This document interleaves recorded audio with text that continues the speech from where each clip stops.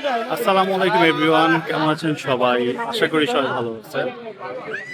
এখন আমি চলে আসছি আমাদের বাসার সামনে শাহজাদপুর ঝিল পার্ক। আজকে এই রাস্তার ভয়াবহ অবস্থা, প্রচন্ড বৃষ্টিতে সকাল থেকেই। রাইট নাও কি পরিস্থিতি একটু আপনাদের সাথে শেয়ার করার জন্য ভিডিওটা অন করলাম। একটা মজার জিনিস দেখাই, দেখেন। এই হচ্ছে শাহজাদপুর থেকে গুলশানে যাওয়ার, মানাতে যাওয়ার রাস্তা। এইটা একেবারে পুরোপুরি ফ্লাড হয়ে গেছে।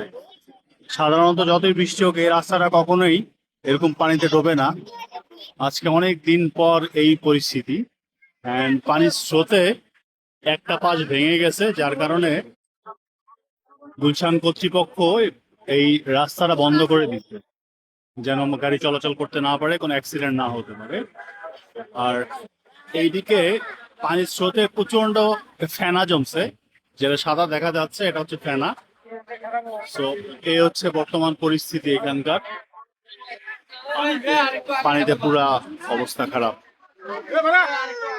তো এর মধ্যে আমরা একটু আসলাম দেখতে প্রথমে।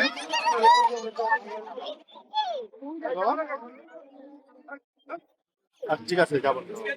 ওকে, ভালো থাকেন সবাই, খোদা হাফেজ, টাটা।